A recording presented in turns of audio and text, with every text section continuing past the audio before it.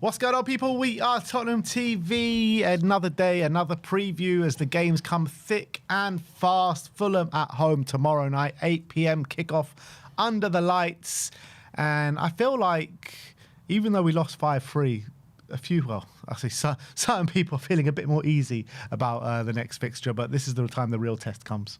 Yeah, I think so. As much as Wednesday was a pleasant surprise in terms of how much of the game we did have and how we were willing to attack PSG and weren't just sitting back, it seemed as though we had a plan, didn't we, to go after them, and we were brave and high pressed. In the end of the day, we did still lose. And so off the back of that, we need to build off the positives of what we saw on Wednesday. And the reality is, if we turn up tomorrow and it is another stodgy performance and it is another game where we're not creating chances and it ultimately is another game we don't win, then it's just all that happens is that run of form we're on. I think at the moment it's 2 wins in 12 or 3 wins in 12. You know, that just stretches, and that's going to be reality. So tomorrow is very, very important for Frank to build on what we saw. Yeah, completely agree. And we're going to go straight into the predicted lineup. It's quite a hard one to predict, seeing as with Frank, he changed up the formation and everything going into the PSG game. But Frank did his press conference yesterday, and team news has been revealed. So what are we looking at? Yeah, so he was asked about long-term absentees in Solanke and Kulusevski, are they any nearer to returning? And he said no, which is definitely a concern in regards to Solanke. It's a very weird one, isn't it, with him? No one really knows what's going on. Every time he's asked about it, he keeps saying, oh, positive steps, he's getting closer. And then there seems to be setbacks and there seems to be other things. He was asked, is there any timeline on Solanke?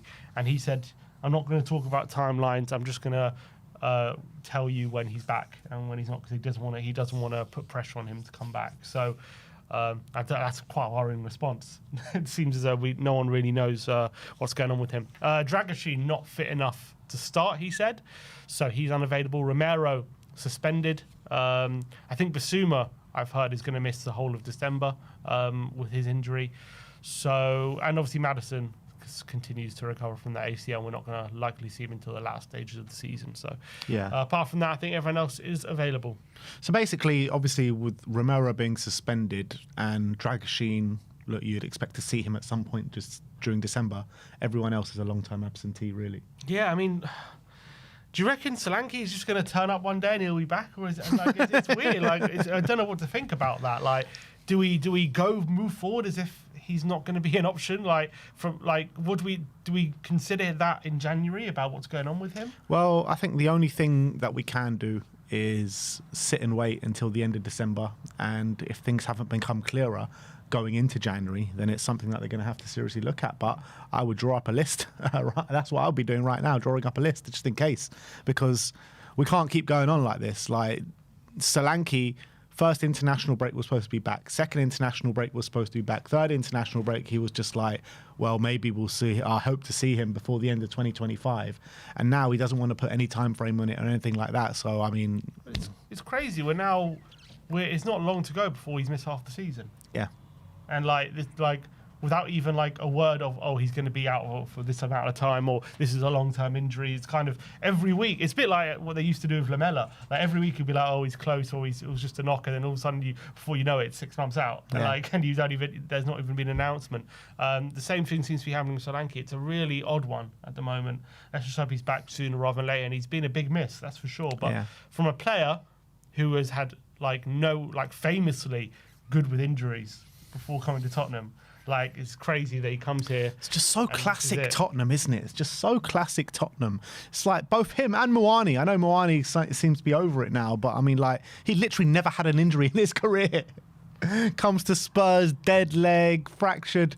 Oh, man, it's just madness. You can't write it. You just can't. But, yeah, definitely worrying on Dom Solanke. But the positive thing is that Moani had a really good performance in midweek, and Richarlison seems to be banging the goals in. So let's hope we don't miss him. But, look, let's get into this predicted lineup. What formation? The big thing is the formation. Yeah, great question. Because he went 4-2-2-2 this game. Three last games, 3 different formations. So he went 4-2-2-2 with 4 centre mids. Yeah. But he could potentially go 4-2-2-2 with more attacking players. I wouldn't be surprised with that. And also, that's a formation that Xavi used to play at Leipzig, a 4-2-2-2. Yeah. So he knows it well. Yeah. So Obviously, you can play a winger on the right as well in that formation. So I wouldn't be surprised if he sticks with the same formation but different personnel. You want to go for 4-2-2-2? Yeah, I think it's a good chance he might go for it. All right, let's go for it then. I'm happy to go for it. I was just look, it could be anything. That's the reality. He did say, like, after the PSG game, that he was asked, wasn't he? Was this a specific kind of setup and tactic for the game against PSG? And he didn't really give much away, did he? No, he said it was definitely more of the intensity and stuff I like to see from my team. But in terms of the tactic, yeah, he didn't reveal. I guess it's right. You don't want to reveal what your tactics are going to be moving forward, but. Yeah, I think it's a formation I'd like to see us pursue, but not necessarily have to be full centre mids, is the only thing I would say. Yeah.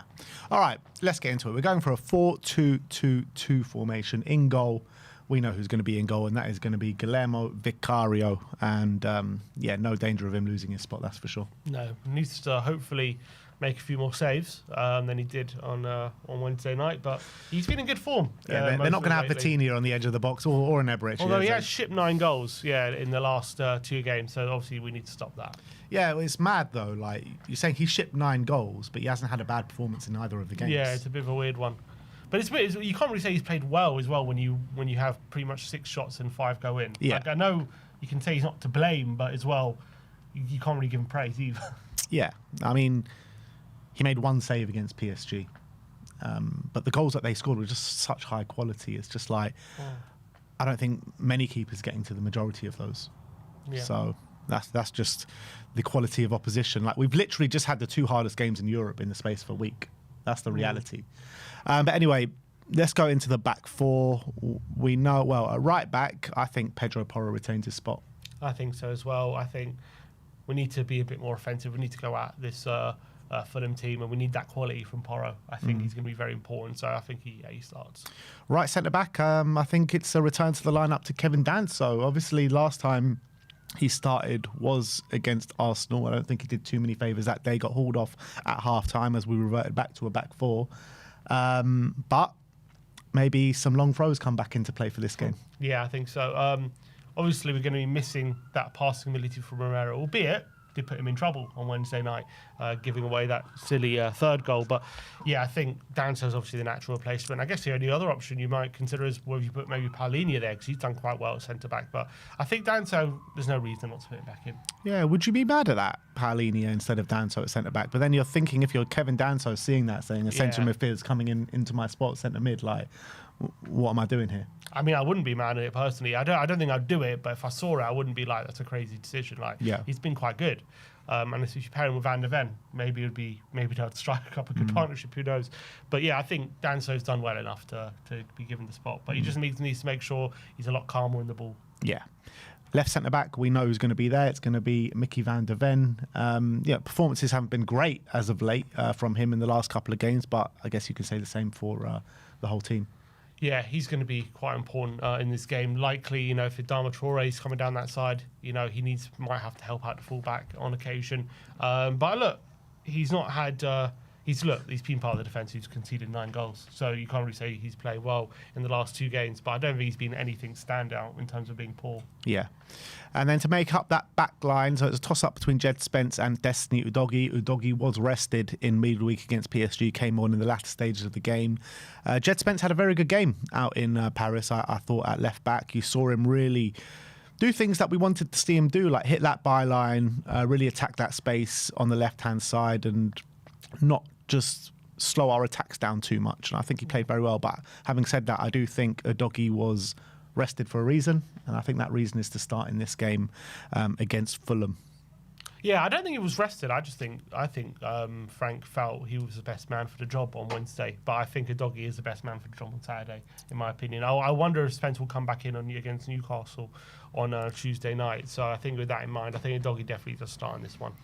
Yeah, it's like, look, Udogie played against Arsenal, and he played the game before that. So I mean, 3 games in the space of a week. Someone that's not long recovering from injury as well. So.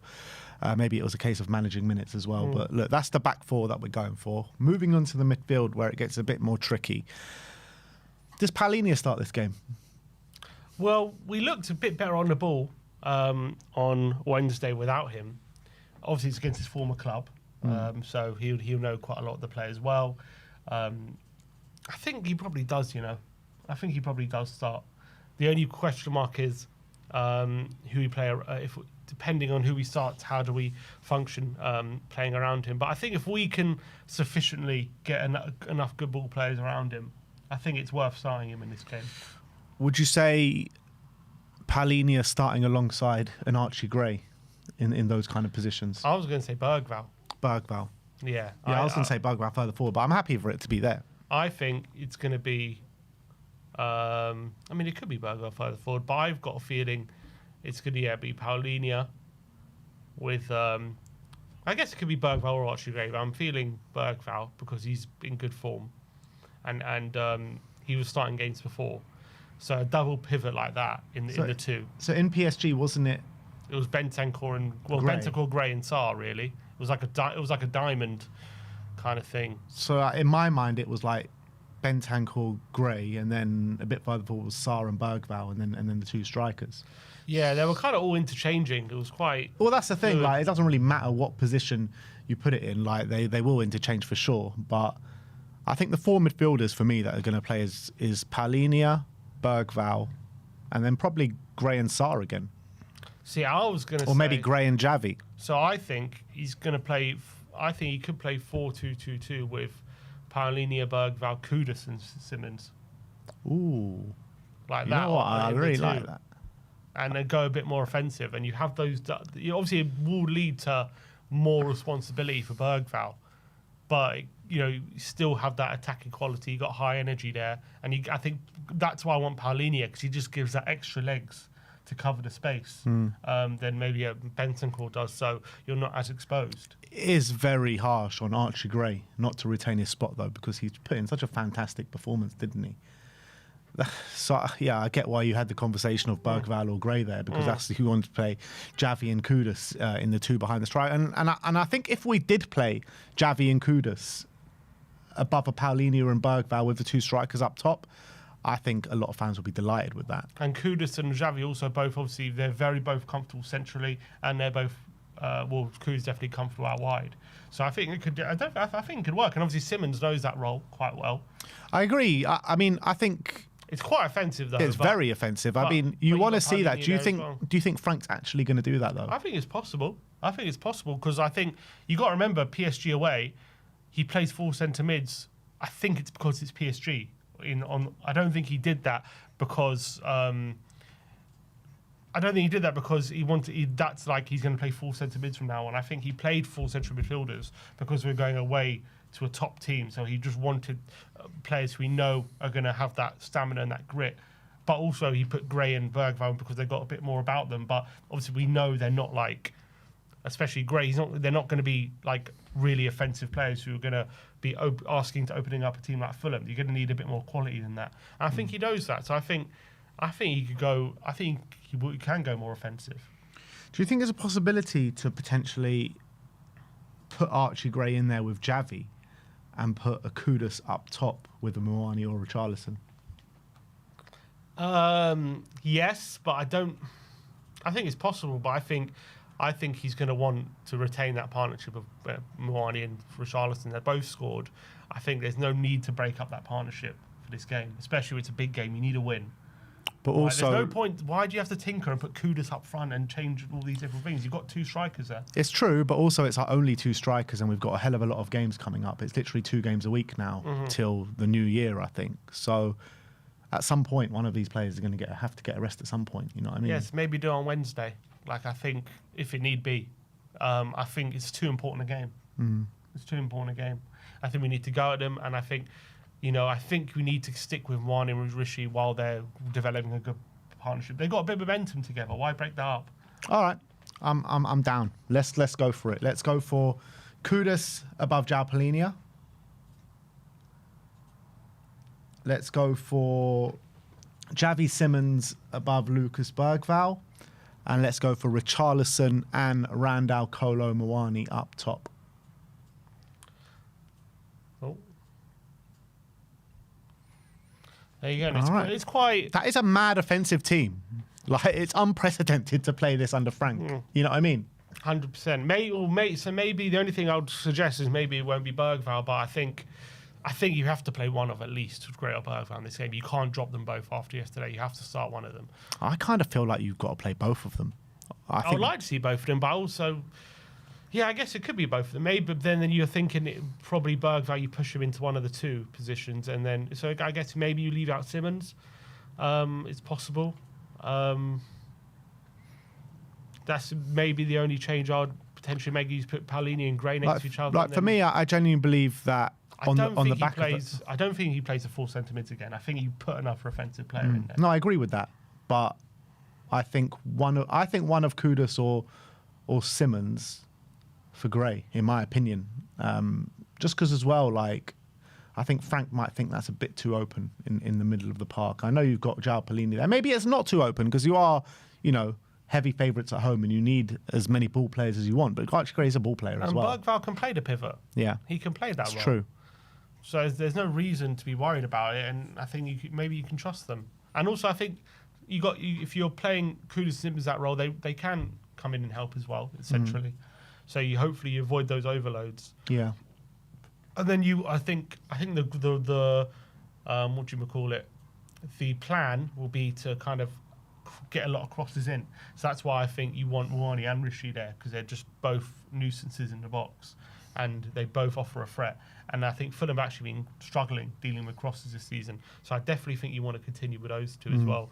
And I think you need a bit more about you in the attacking areas, because Fulham are going to ask you to break them down. So I just think you need that little bit extra, well, it's a lot extra attacking force. And when you're looking at the bench then, in terms of offensive players on the bench, what does that leave us with? That leaves us with Matisse Tell, Odebear. Tell, Odebear, Johnson. So you got 3 attackers there. Okay.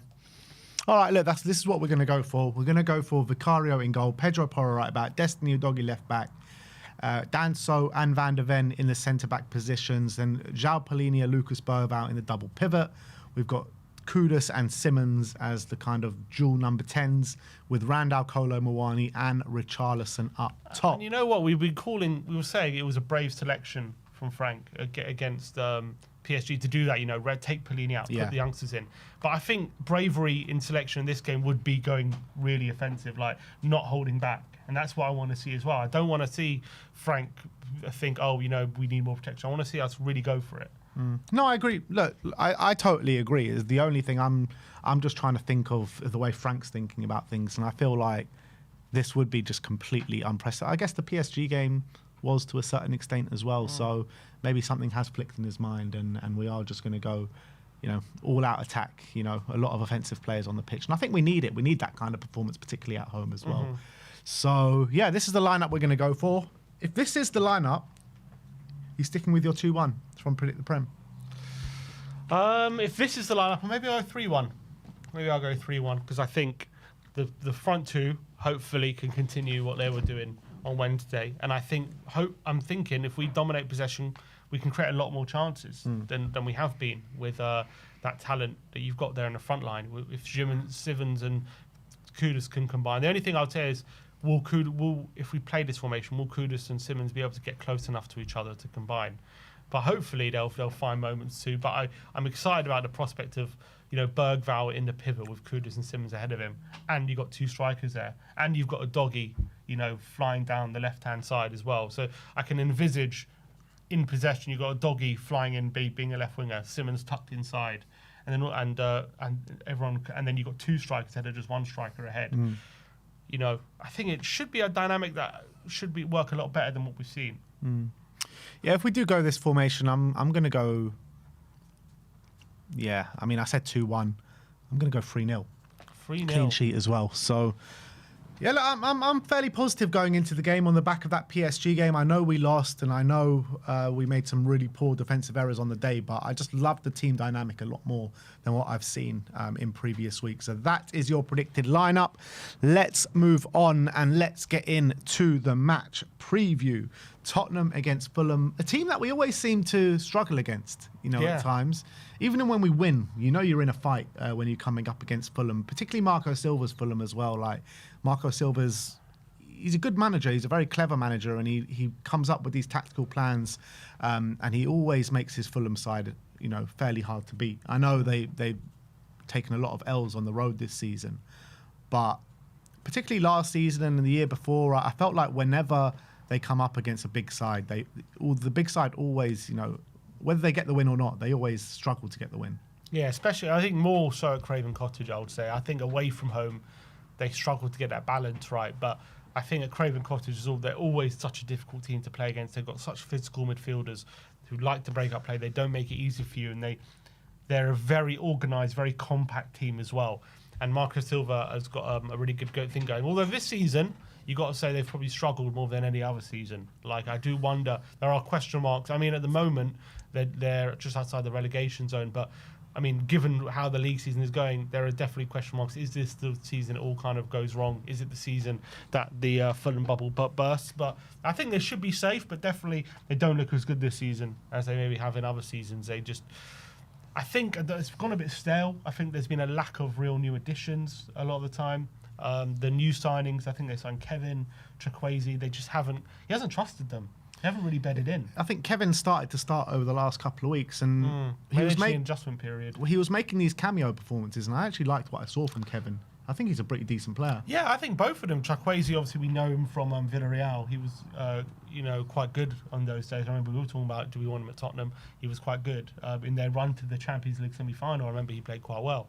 So that was quite an exciting signing. But look, maybe it's just a bedding in period for him, because at the moment, in terms of starting games, he's definitely preferred Adama Traore, he's preferred Iwobi, he's preferred Harry Wilson as well. Those are the players who he seems to trust a bit more right now. So maybe this game will be different. Maybe this is the game it all flips. And you're right, they've been impressing in cameo performances, and maybe it's just because it's 12 games in, there's a bedding in period, new leagues, that kind of stuff. But at the moment, while he's persisting without them, it has just gone a bit stale. They're not the same attacking threat as they have been. He started the last 4 games now, Kevin. 13 goals in 12 games. They're not scoring. Yeah, that's their main problem. Thing. Yeah. And I think even when they're losing games, I don't think they're like getting completely battered in games. I think they are, sticking in there. Their defence is still solid to a certain extent, but obviously away from home, it's not been great, and they've been losing quite a lot of games. You could look at it in the form of the last 5 games, like scored 7, conceded 5. And look at Polar, we've scored 10 and conceded 12 in our last 5 games. So like 9 goals shipped in our last 2 games. That's got to stop. That has got to stop. And look, we have to go in there with an attacking mentality. We got to go for them from the first minute. We just got to build on all the positives that we had in that PSG game, where we looked like an attacking force. We looked like we were playing for the badge. We looked like we had a lot of fight in us, which was a far cry to what we saw in the North London derby and the games leading up to it as well. So if we can take that good feeling, I don't know if good feeling is the right word, because we lost 5-3, but if we can take the kind of good application, maybe I would say, in the PSG game and put it into this game with a few more offensive players surrounding it, then I think we should be okay. Yeah, I think it's the personality and the intent that we had in that game. You can just see it. Against Arsenal, we were just waiting for them to come to us. We were not getting stuck in. We were not proactive. We were very, very passive, I think it's a word that Frank used. I think that was just very different against PSG. We were very proactive, going after them, trying to force things, in terms of off the ball, pressing them higher, pressing their defenders. And when we did get the ball, it was a lot more intent in our passing. We got players forward. We didn't just not cross the halfway line. We didn't just go long ball all the time. We were playing a few combinations. We were working our way up the pitch. And that's what... And the difference is in this game, it's going to be a different threat, a completely different threat. We're not playing a team who's going to dominate the ball. We're not playing a team has got the technical ability of a PSG. We're not playing a team that's going to be expecting to attack us and expecting to dominate. It's going to be the flip. We're going to be expecting to be the main team. And so it's about whether we have the quality to break them down. Now, the games so far this season, we've really struggled in, like Wolves at home and some of these teams who have really sat back and just been waiting for us. I think we've lacked real intent. A lot of those games we've played Bentancur and Paulinho together. And we've really lacked intent to really break them down. It's kind of been like, just get out wide, just get crosses in, and attack those in that way. And we need to show a lot more quality, like we did in the Brighton game, like we did in the Copenhagen game. Patience, quality, not rushing things, playing through the centre, trusting the quality of your players to open things up and create moments of quality, like players like Xavi. Play a bloody through ball. We haven't played any bloody through balls this season. But I want to see us having more tactics than just get out wide to Kudus, get a cross in, and either create a chance or win a corner. I want to see us have variations of attack. I want to see us have quality on the ball. And that's going to be the true measure going into this game. Because it's all well and good, when you're playing a team like PSG. I know we weren't up for against Arsenal, so it's a great difference from that game. But when you're testing yourselves against the best in Europe, it's not hard to get yourselves up for that kind of game. And it's a different kind of test. And as well, PSG are going to leave all the space for you. So if you get it right, there will be space. Fulham is a different kettle of fish. And when it comes to real learning curves and where this team is going, these are the real games where you're going to be tested. Like these are the real games where you earn your money. Because how often are we going to have games like PSG? Those come in once every 10, 20 games. Those aren't often. These Fulham games, this is how we should be playing 7 or 8 times out of 10. Week in, week out, it's still bread and butter. These are the games that you truly know what you're seeing. So that is why it's such an important game, this one. Yeah, I completely agree. Completely agree. And for Frank, yeah. Yeah, do you think that if we do go and win this game convincingly, what's the narrative going to be after the game? Because, a lot of fans, a lot of people going for Frank after the Arsenal game, and rightly so, because, we've all said it, the tactics haven't been brave enough. But he did say pre-PSG in the press conference, or maybe it was post-Arsenal, that, we need to be braver. He admitted that we haven't been brave enough, and we saw that against PSG. The team were braver. And but if we do go and win this game quite convincingly, do you think a lot of fans will be like, oh, yeah, but it's just Fulham at home, we should be beating them convincingly? Or do you think people will take something from it and being like, you know what, maybe we were a bit too quick to judge? Yeah, I think if we win it convincingly with good, showing an ability to, dominate them and create chances, I think people will say, okay, maybe he's onto something. Obviously, look, you will get people who's going to say it's just Fulham at home, and to an extent, it's true. You can't, like, they're 15th in the league. It's not exactly like it's a massive achievement to win the game, but I think at the moment when you're starting a new project, and there's been a lot of difficult moments so far, and in terms of how we've looked so far, what you want if you're going to believe in what you're seeing and believe in a project is kind of improvement on the pitch, and you want to see the team going in a certain direction, and that team has had no sense of direction so far. I think it's fair to say in the league campaign or during the season for a lot of it, we haven't really seen the direction of what is he trying to do, what is he trying to implement. It seems to be the same thing every week. So I think if we see bravery in the selection, an offensive lineup, and we see going at Fulham and dominating and putting risk in the team, and not just being super pragmatic and just hoping for a corner to win the game, then I think people are going to be more on board with it, 100%. And they're going to, it's going to buy him some time, 100%. And he's going to look. I don't think he's in danger at the moment of getting sacked, but I think that in terms of the patience of the fan base, there was the patience definitely wearing thin after the Arsenal game. We all know that, because that was kind of a culmination of a lot of different things. The football we've been playing, and then the derby, the emotional nature of the derby. But we get a convincing win, good attacking football, and then people get more on board again. But it obviously can't be a one-off. But I think people will be happy with that. Yeah. This record, though, I'm looking at here in front of my eye, the record against Fulham is nothing short of diabolical, man. Look at that. Is that true? 1 win in our last 5 against Fulham. Well, that one in August was the penalty. We actually lost on penalties, didn't we? So technically a draw. But yeah, we haven't been great, have we, against Fulham? Even that 1-1 draw, I remember we got a bit lucky in that one as well. Yeah. I remember the 2-0 when we beat them 2-0. That was Ange's first season. Yeah, that was quite good. It was decent, but yeah, it was still a hard win that day, wasn't it? Like, we had to proper fight for that win. Yeah, what is it about Fulham? We just can't get results against them at this moment in time. The last 3 seasons now. Well, this will be the 3rd. I mean, they play like a mid-block.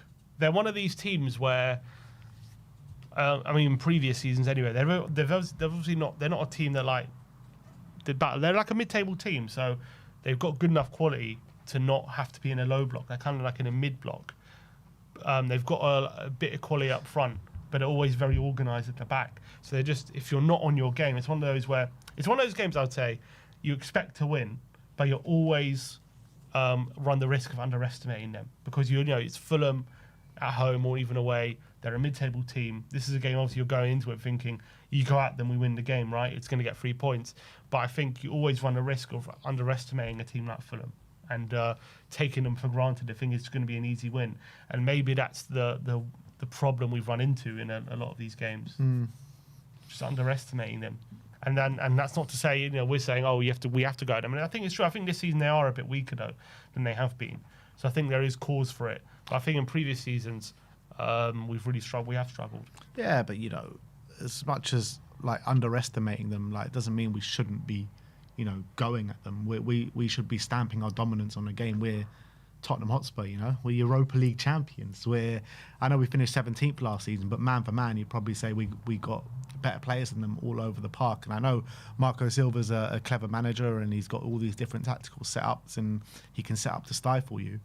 But even with that, at home, we should be asserting our dominance on this Fulham team, no matter how they set up. And we haven't done that against Fulham. We've beaten them once in the last 5 games, so it needs to change, and a lot needs to change. Whether the way we've been playing all season, our recent history against Fulham, there's been so much that needs to change at this football club, and let's hope it starts this weekend. And I don't know, man. I'm quite nervous going into this game.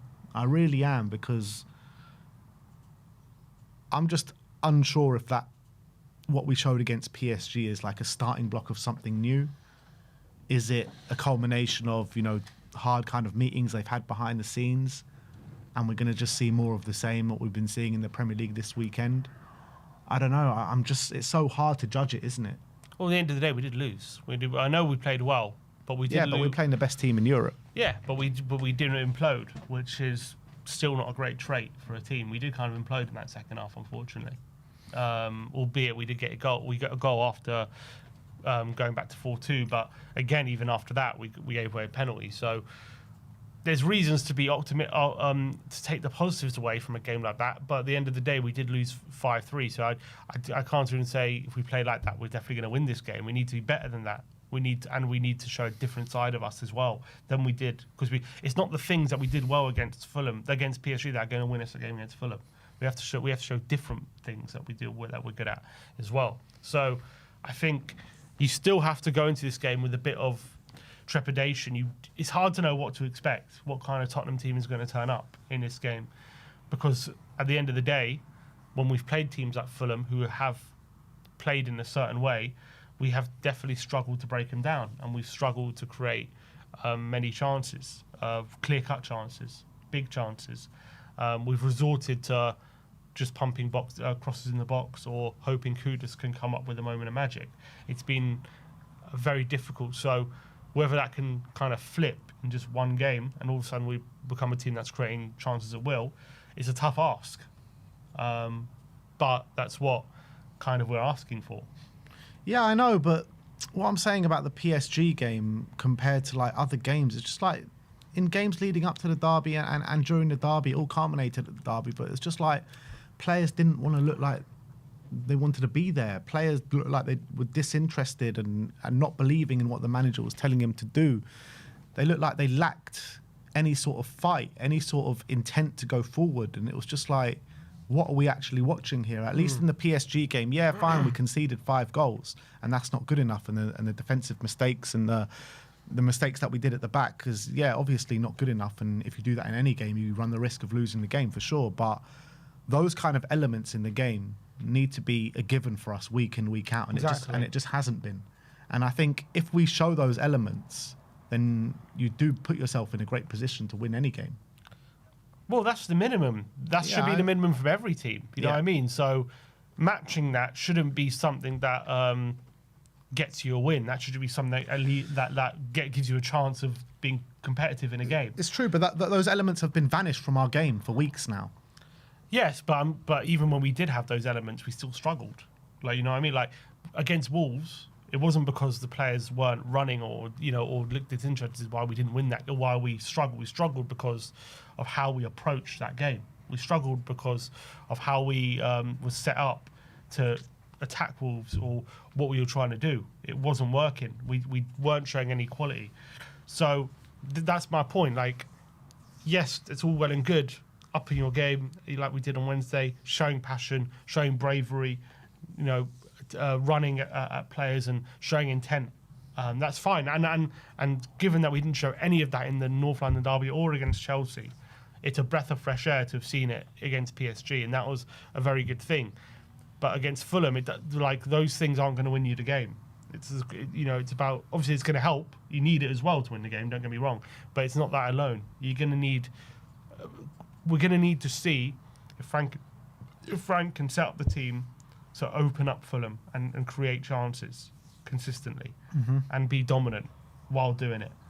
That is what the aim of the game is, and at the moment we still haven't seen that. Even after Wednesday, that's not what we saw. We saw good elements, but it wasn't that. So that is why I think going into this game, we're still not sure what we're going to see. Is it just going to be a team full of energy but still struggling to break down the opposition, or are we going to be able to finally see a team that's able to play through Fulham and open them up?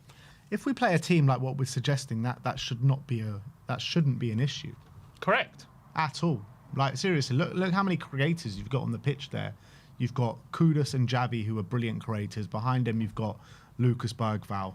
Backing him up would be brilliant. You've got two strikers on the pitch as well, who seemed like they were, creating some sort of a bit of a synergy together against PSG. So it'll be really, if Frank does go with this lineup, that will be surely him being like, you know what, I've learned from my mistakes of what I've been doing so far this season. Yeah, and that's what I'm worried. I mean, this is obviously a team I hope we go for, and I can see him doing it because I think Wednesday is a bit of evidence he's starting to be a bit braver with his lineups. I'm hoping for, so I'm hoping he's brave in this one. But I am a bit worried.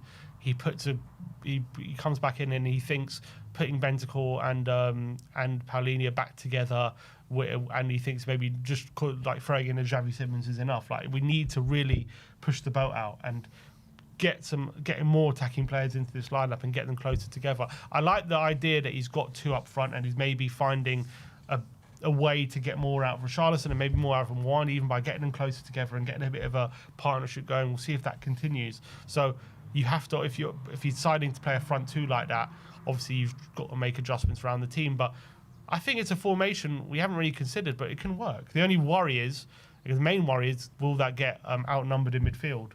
But if the other players can make adjustments around it, I think it can work. I really think it can work. But it's about being brave. I don't want to see him playing two defensive pivots and in this kind of game. I think we've seen in other games that's really held us back, and we've struggled to get up the pitch, and we've struggled to play through the middle. Bentancur, Paulinho, like everyone else you're comfortable with, like, because Gray, Well, I wouldn't want to see Paulinho and Sarr even in a pivot. I want to see Bergvall or Gray.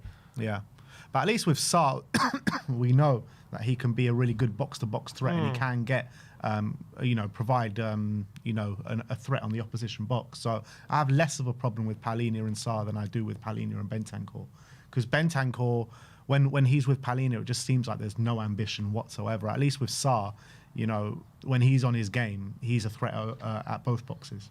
Yeah, look, we've got the quality in this squad, in my opinion. Like, all this, I've said it before, the narrative about, what's Frank meant to do with these players, all this kind of stuff, I think is absolute bollocks. We have quality, and it's about Frank setting us up in a way to get the most out of the quality we got in the team.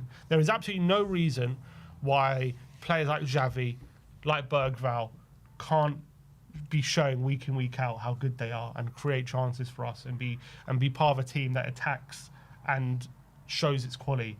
And up until now, I think Frank's tactics have been holding us back. I really believe that. And it's about him showing that he can get these players to flourish in this league and in this team and flourish on the pitch and be exciting and be brave on the ball. And that's something we've really generally lacked way too much this season. And I think that's been the main gripe, I think, for me, is just a lack of ability, a lack of willingness to set up a team to get the best out of these forward players, rather than a team that's just solid defensively and looking to keep the opposition out. Yeah. Which is what we heard from some reports. We need to be focusing on our own strengths more than just keeping out the opposition. That's what some of the players feel. And maybe that's what was said after the Arsenal game. You know, we heard those reports, and maybe that's why he's setting up in a different way. He just needs to be braver. He needs to trust the quality we have. It's almost as if the way he's setting up, it's like he's like suggesting, oh, we're not good enough, so we're just going to, you know, work on keeping you out, and whatever we get going forward, we're going to get, whether it be a set piece, whatever. Like, that's no way for a tip manager of Tottenham Hotspur to be setting up. Yeah, it's very true. It's very true. But look, all we can do is hope and pray that the message has got through to Thomas Frank, and he's not stupid. You know what I mean? He would have been watching the games and clearly say it's not good enough. He said it in press conferences already, like, we're not brave enough. We could be showing a bit more ambition, not in those exact words, but let's hope the penny has dropped now and we go into this game, we take the game to the opposition, we create consistent chances throughout the game, and most importantly, win the game as well. But there's also, if you look tactically, there's been clear evidence that, you know, when we attack, he's purposefully keeping a certain amount of players behind the ball to make sure we're not getting caught out in transition, we're not being counter-attacked. And I understand that, because last season obviously we were counter-attacked pretty much every time we lost the ball. So I understand there needs to be a balance, but I think the pendulum is swung way too much. There needs to be balance. There's no balance. I think he's trying to bring balance, but there's not enough risk. No, what I'm saying about balance is balance to attack and defend, and the balance, there hasn't been balance in attack and defend, because if it's like that, it's all been on the defence, right? So there needs to be equal amount of kind of thought put into the way we attack and the way we defend. Now it just seems like there's too much thought on the way we defend. But I think when he was obviously managing Brentford, that would probably make sense, because to be on the pragmatic side, because he knows that the players are inferior and whatever, or he has a certain way of playing for that side. So keeping a certain amount of players behind you, not caught out, would make sense for a team like Brentford, and that's how he was managing them. But when you're managing a team like Tottenham Hotspur, you need to throw caution to the wind a bit more and trust that your players are good enough to create the chances and not always be counter-attacked and go the other way. And I think at the moment he has to prove that he's capable of doing that. Yeah, that's the proof in what we're seeing. Mm-hmm. There's been a lack of that at the moment, but tomorrow is another occasion he has to prove it. And as well, the home form just can't carry on. One win since August, which was the beginning of the season, against Burnley, who are currently 19th in the league. Didn't even beat Wolves, who are 20th in the league at the moment at home, which is an embarrassment in itself. The home form is where the thing is, his home form is where you're going to lose fans, because that's where the majority of fans are, 60,000 fans. And, you know, if they keep going home disgruntled, it's only going to go one way. So we have to just start winning games at home. We have to. That's just reality. I mean, we had the conversation out in Paris, didn't we? I think you asked the question, like, I think you asked it or someone else asked it. Yeah. I can't remember. Like, if the form was, if we had the away form at home and the home form away, would that be more palatable? In a weird way, probably, yeah. But I think there'll be less angry fans, I think, because most fans are going home happy at the end of the day, whereas away fans, obviously they're the more hardcore ones, but at the end of the day, there's only 2,000-3,000 of them. So that's a lot less fans to keep But your happy. bread and butter should be at home. Like, you know, we've always been a decent home side. I know over the last couple of years it's been, you know, nothing short of shocking, to be honest. What was it, like 3 or 4 wins in the last calendar year at home? It's just mad to think about. Yeah. It's just mad. So that needs to change. You need to build your base and you need to come a hard proposition. We want teams to know they're in a game when they're coming to Tottenham Hotspur, and that just hasn't happened over the last year or so. Yeah. So once we build this ground into being a solid base and teams actually fear coming here, then we know we're onto something. But right now, you know, Frank has got a lot to prove. That's the reality, and let's hope it starts this weekend. On the flip side, if we don't get the result, it's going to be... Don't even want to think about that. God, I can't think about how toxic. Now, obviously, I've always said I'm much more... in the start of a project like for Frank, I'm much more focused on performances than I am results, which is why the main reason I'm not happy. But if we create loads of chances and we're just missing them, we get unlucky, I'll have to reserve judgment for what I actually see. But I'm willing to not give him a pass, but if we have a good performance and don't win, I'm not going to get on his back too much. I'm sure everyone else will, but I personally won't. But if it's another performance where we're struggling, the XG is under 1 and we're struggling to create chances and we're still being too pragmatic, then I'll rightfully get on his back tomorrow. Yeah, I think. Yeah, look, like you're saying, if we lose 1-0, but like we've got like over 2 XG and we've conceded like under 1 XG, I'm sure you'll be able to take that. But if it's another 0.05 or 0.10 or 0.10, whatever it is, like if it's really low and we put in a really poor performance, it's going to be only right for fans to get on the team's back and the players back, because it won't be good enough. And the problem is, then you got Wednesday's Newcastle away. That could be a very difficult game at St James's. And so all of a sudden, he could potentially have a must-win game against Brentford, against his former club. Yeah. That could potentially be his last game. Yeah, I don't know. Let's not Doomsday talk scenarios. Doomsday scenarios. Forget about that scenario. It's going to be a good scenario this weekend. We're going to take the game to Fulham. We're going to create chances. We're going to put the ball in the back of the net, and we're going to win the game. It's just got to happen. It's got to happen. To be honest, even if we lose the next 3, I still think they give him time, but he's going to be on thin ice. Yeah, he's going to be on very thin ice. But I think, as I said, I just think this hierarchy are going to give it as much time as possible. We don't know. We don't know what this hierarchy do. We don't know, but I'm just theorising. I think they're going to. I don't think they're going to do anything too hasty. I think they're going to show they're a bit of an antidote to Levy. I think they've obviously they're a bit. I think they were obviously. I know Levy was part of the appointing process, but I think they were a big part of it as well. They're not going to want their first appointment to go down as a massive failure, having been sacked within, with not even half the season gone. I don't even think they'll count this as their first appointment. I think the next appointment will be their first appointment. I count it as their first appointment. Why? Why? Because they were a massive part of the process of hiring him. Who? What? The Lewis family? Who are you talking about? The Lewis family. Were they? The hierarchy, yeah. What do you mean, Vinay and Lange? And Vinay was, yeah. Yeah, that's who the hierarchy have appointed to be in charge. I thought you were talking about the Lewis family, yeah. Well, the Lewis family were part of Vinay and Lange, hiring them. Were they? I thought it was just Levy's guys. I don't know. Look, this whole hierarchy is the Lewis family's thing. Look, Levy must have been on his way out. I know Levy's appointed it, but I'm sure the Lewis family are part of those discussions. I don't think it's all Levy. I mean, you can't see up until the last day it's only Levy and nothing to do with the Lewis family. I mean, we didn't hear anything about the Lewis family until Levy left. We heard a lot about Levy leaving, though, so they must have been involved. Maybe, but I mean, we literally didn't even hear of Vivian or Charlie or any of them until Levy left. Like they never showed their faces. They barely come into games. You know what I mean? So I don't know. Maybe, because I would have thought if the Lewis family were involved, maybe Levy would have an inkling that he was going to leave. We were told he was going like it was daily business, and he had no clue that he was going to leave. If the Lewis family don't consider this their appointment, then I think he could be gone very quickly. But I do feel like it's their first appointment. Maybe. That's my opinion. But at the end of the day, we just need to show something very different to what we've shown all season in the Premier League, or very much in the last few months anyway, because it's been nothing short of diabolical.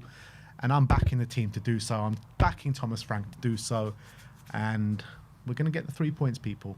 Everyone show a bit of calm, a bit of patience, and you'll see hopefully some full throttle football on the weekend. So, yeah, that is all we have for you today. If we do lose, though, God help me, because I'm in here with Stel on the watch Try and keep him under control, yeah? I'm in here with Stel for the watch along. Sim is going to be at the game. You looking forward to it? Yeah, I am. I think hopefully there'll be a new energy that we like we saw on Wednesday. Hopefully the crowd will get behind the team. And I can't remember the last time I saw us win at home, being at the game. So we've about time. Probably Boda. Yeah. Yeah. Wow, a long time ago, April. Because you weren't at the Burnley game, right? No, I wasn't. I wasn't at the Burnley game either. I haven't seen us win at home. I've only been at Chelsea this season and United. Haven't seen us win this season. Last season we pretty much didn't win at home in the league for the last few months. The last one was Hampton, and I wasn't there. So it must have been Boda. Yeah. All right. Bloody hell. Well, that is us over and out, people. We'll see you all tomorrow on the Watch Along. Come and tune in just before 8 o'clock. We'll go live at 7:45 for the nighttime kickoff. But thank you, everyone, for joining us. Like, subscribe, and comment. And as always, come on, you Spurs.